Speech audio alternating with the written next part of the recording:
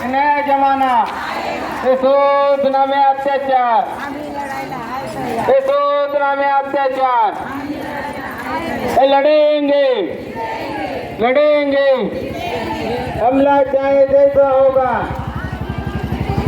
हमला चाहे जैसा होगा हे पाणी आमच्या हक्काचं हे पाणी आमच्या हक्काचं घरकुल आमच्या हक्काचं घरकुल आमच्या हक्काचं कोण म्हणतो देणार नाही कोण म्हणतो देणार नाही हे घरकुल जिंदाबाद हे घरकुल जिंदाबाद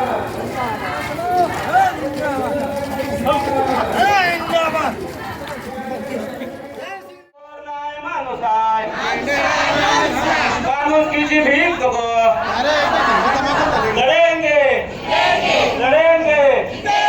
कमाने वाला लूटने वाला नया जमाना पाणी आमच्या हक्काचं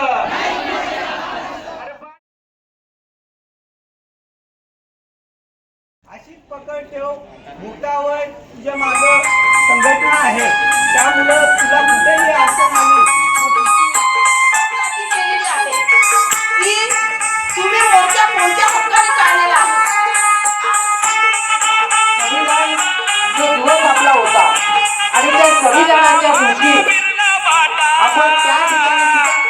अहो सांगा मला बिरला वाटा टाटा गुलहायर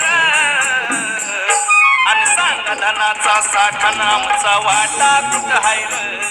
अहो सांगा धनाचा साठा आमचा वाटा गुलहायर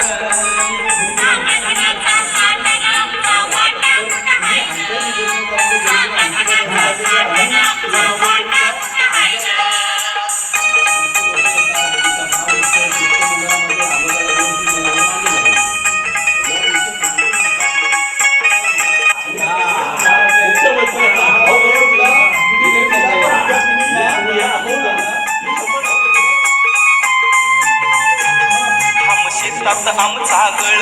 चोर ऐकच घेऊन पळ शेतात आमचा गळ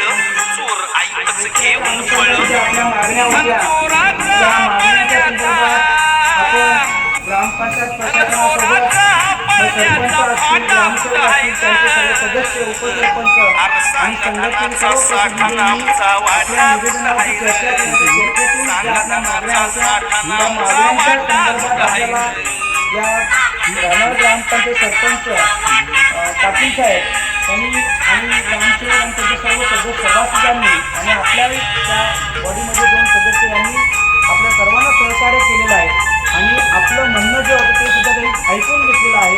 आणि आपल्या मागण्यांवर जे काही त्यांना पूर्तता करायचं होतं लेखी ते आज आपल्या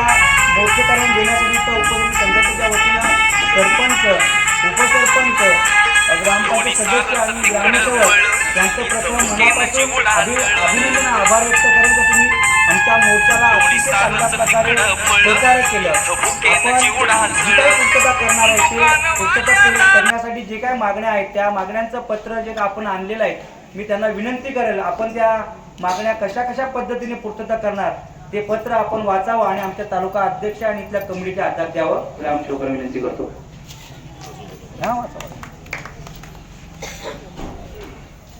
आज श्रमजीवी संघटनेमार्फत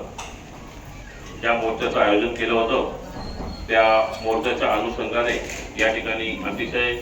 सकारात्मक चर्चा या ठिकाणी झालेली आहे.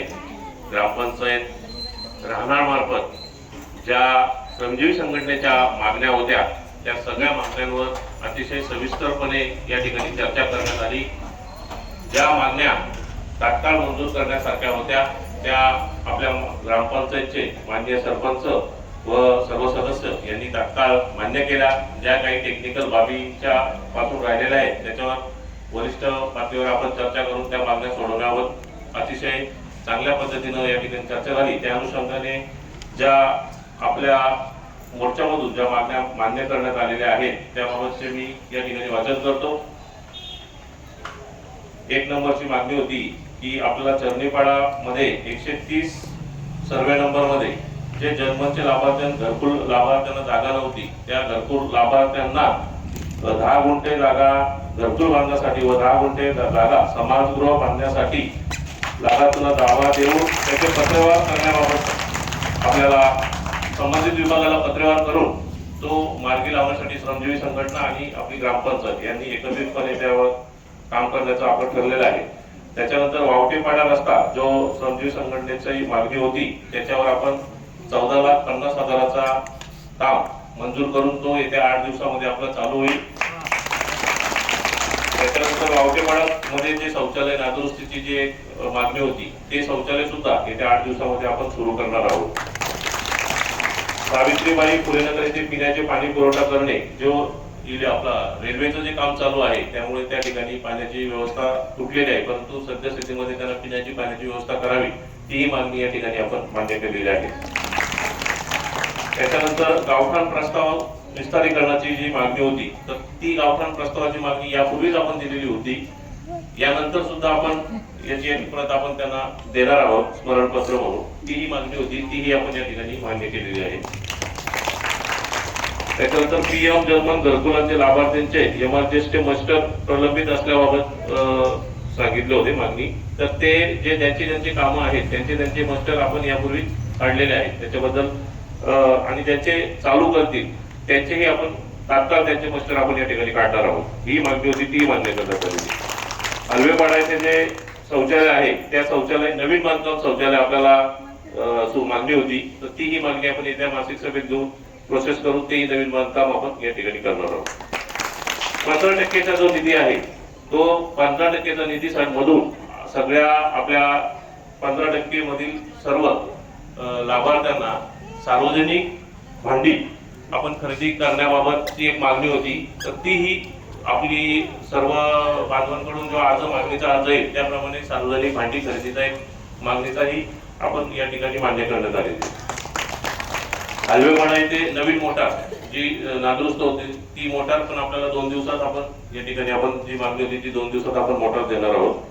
त्याच्यानंतर आवश्यकतेनुसार पाण्याचे वाल ज्यामध्ये पाणी येत नाही किंवा जिथे प्रॉब्लेम आहे तिथे आवश्यकतेनुसार नवीन वॉल किंवा लाईन ही टाकण्याचे जे आपलं चर्चेमधून तेही आपण टाकण्याचं या ठिकाणी कबूल केलेलं आहे.